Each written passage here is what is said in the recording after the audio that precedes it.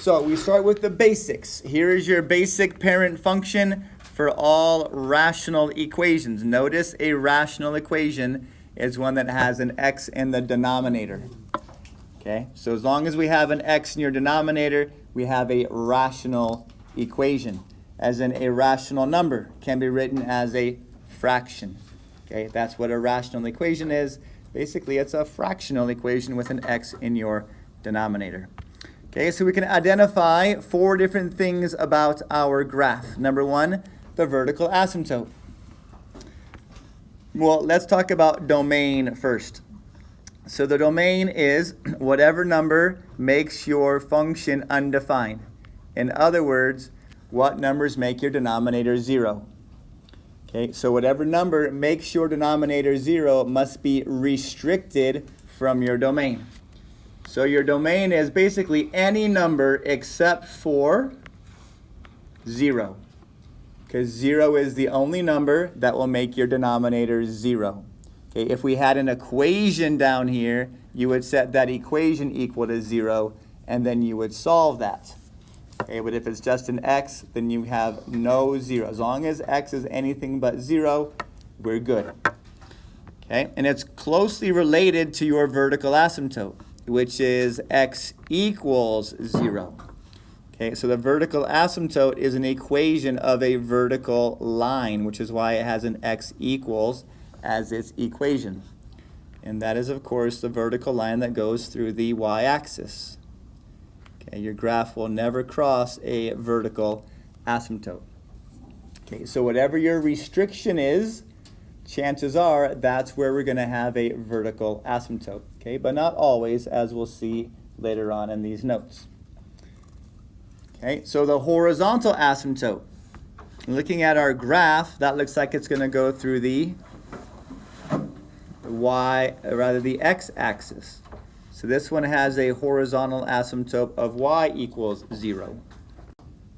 And unlike vertical asymptotes, the graph can't actually cross your horizontal asymptote. Okay, it's perfectly natural for some equations to actually have an x-intercept, even though you might have a y equals 0 horizontal asymptote.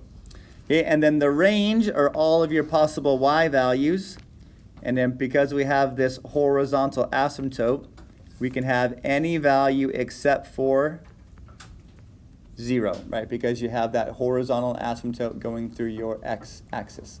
So these are properties that belong to the parent function for all rational equations, which is 1 over x. Okay, so the rest of this is talking about how we do it if it's more than just 1 over x. Okay, so the first little section is about vertical asymptotes. Okay, whenever we're trying to calculate a vertical asymptote, which is an equation of a vertical line, you set your denominator equal to 0 and solve. Right? That's also how you find your restriction. Right? Your domain restriction is by setting your denominator equal to 0. Okay, whatever numbers you get, you draw vertical lines, right, asymptotes, so they're going to be dashed lines, and it will never cross a vertical asymptote. Okay, so for our 2 equations here we have your first example. How do we find your vertical asymptote? Well, you set your denominator equal to 0. So x plus 2, yeah, it's your denominator, right? The stuff on top, that's called your numerator, so we don't look at that at all for a vertical asymptote, right? Pretend it's not even there. And what number plus 2 equals 0? Negative 2, which means we have a vertical asymptote where x equals negative 2. Okay, and example B. Which one is your denominator? The bottom one, 2x plus 3 equals 0. We don't even look at the top when we are finding your vertical asymptote. So we will subtract 3 from both sides. 2 times some number is negative 3. And our last step is 2. Divide by 2. So here we have a fraction as our answer, -3/2 or -1.5 is the equation of your vertical asymptote. Okay, so you set your denominator equal to 0 and you solve.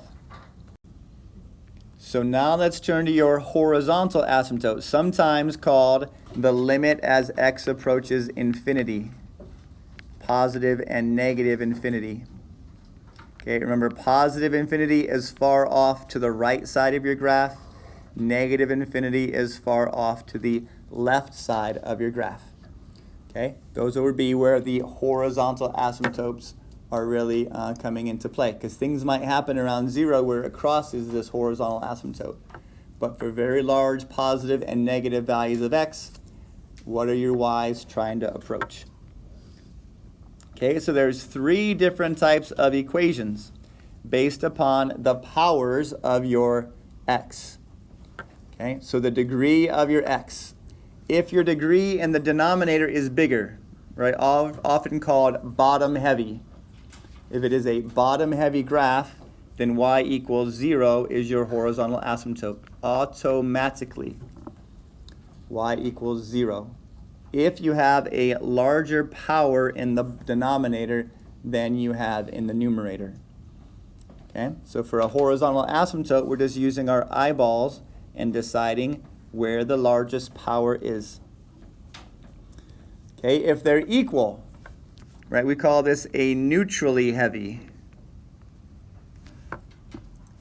If they're equal, like here we have 3x plus 2 over 5x minus 1. So notice that the x is, right, it has x to the first over x to the first.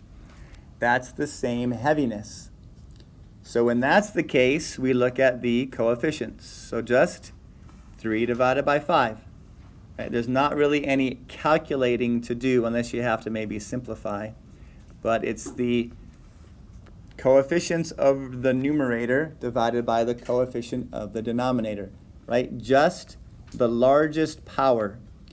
Okay, just the largest power. So if there were an x squared, we would be using the coefficients of x squareds, which we'll see later in this worksheet. And then if it's top heavy, then there's no horizontal asymptote, and you write none.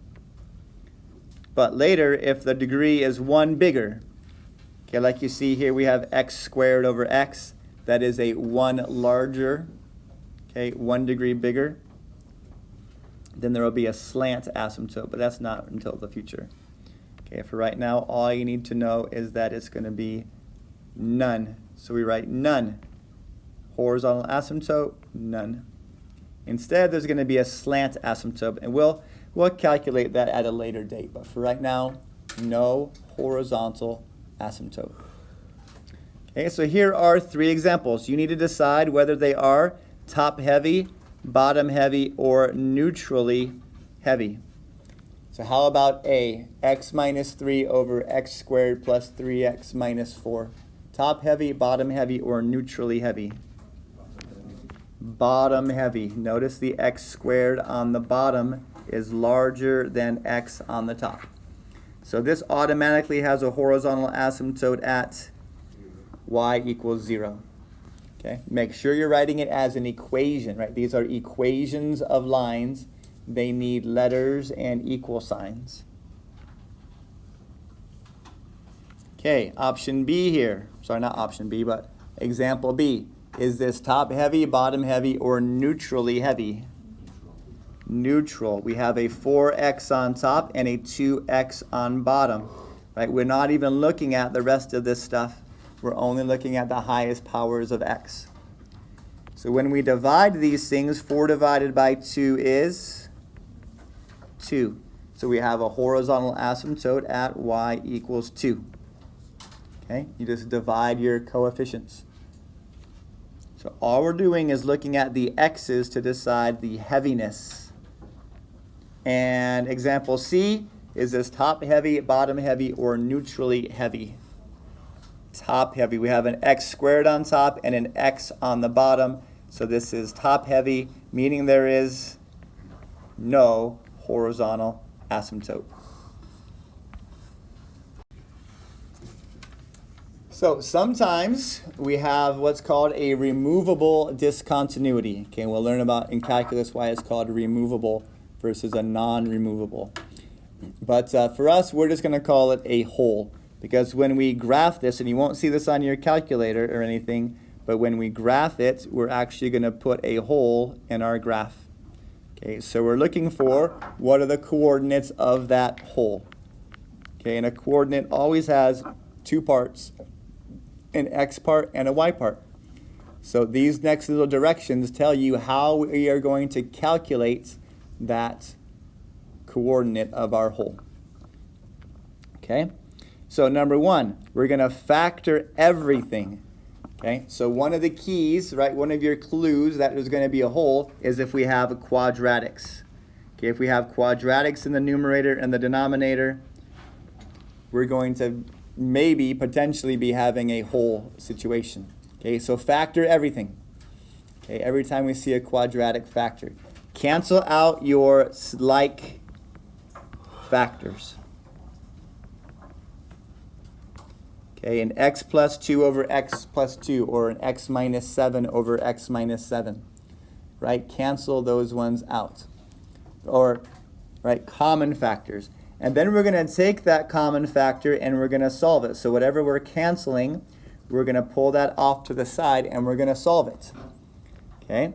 The solution to that is the x value of your hole, right? Of your coordinate that goes along with your hole.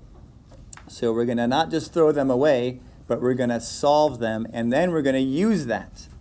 Okay? We're going to take whatever we just found and you're going to plug it into the equation that's left, the simplified equation. Okay, so that will make more sense here in a second to find the y value. Okay, so whatever factors and cancels, that equation gives you your x value. You plug that into what's left, and that will give you the y value. Okay, so let's see how that works in operation. So here we have a quadratic over a quadratic. So let's get to factoring.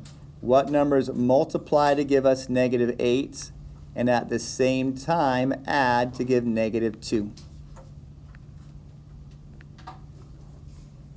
Multiply to give negative 8 and add to give negative 2. Negative 4 and positive 2. Are negative 4 and positive 2. So the numbers that answer that question become your factors. So we have an x minus 4 and an x plus 2 factors, right? So if we were to multiply these two things together again, we would get x squared minus 2x minus 8. And then in your denominator, what numbers multiply to give us positive 10 and at the same time add to give positive 7? And those numbers are positive 5 and positive 2. Okay, so anytime you see a quadratic, right, with an x squared and an x and a number, or just an x squared and a number, you want to think to factor it. Okay, quadratic style factoring. So looking at this, what can we cancel? We can cancel the x plus 2's. Okay, so that means we come over here with the x plus 2 and we set it equal to 0. Because this is how we're going to find the x coordinate of your hole. Whatever thing factored and canceled, you take that and you solve it. So what number plus 2 equals 0? Negative 2. Okay, so that is the x coordinate of your removable discontinuity. Remember, that came because this is what factored. Now, I talked about the simplified equation. Well, these two values here, x minus 4 over x plus 5, this constitutes your simplified equation. Okay, it's what you get after you cancel things out. So the next step in solving or figuring out what that y coordinate was is to take your x value, which is negative 2, and plug it back into the simplified equation. Okay, don't go back into your original equation. Go back into the one after you have canceled things out. So negative 2 minus 4 over negative 2 plus 5. That's how we find out what the y value is. We know we have an x of negative 2, so you plug negative 2 back into your equation, and we find out what the y is. So negative 2 minus 4 is negative 6. Negative 2 plus 5 is 3. Negative 6 divided by 3 is negative 2. So in our graph, we would have a hole at the coordinate negative 2, negative 2, okay, in the third quadrant. Right? So this is probably the most amount of work we're going to do for these rational equations, is figuring out what are the coordinates of the removable discontinuity. Okay? So let's do that same thing here for example B. So here's our answer for number 2. Right, we factor the bottom to x minus 2, x plus 2. The x minus 2's tell you the x coordinate of your vertex, of your hole. And then you plug positive 2 into the remaining equation. So x minus 2 is in your denominator. You have a 1 in your numerator. And we find a y value of 1/4.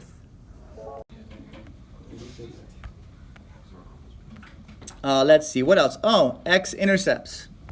Okay, for the x-intercept, this comes from your numerator.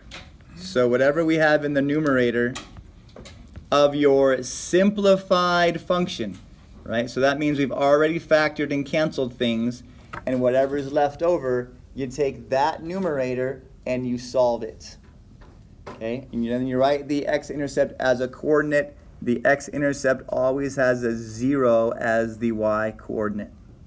Okay, always has a 0. So for A, your numerator is x minus 3.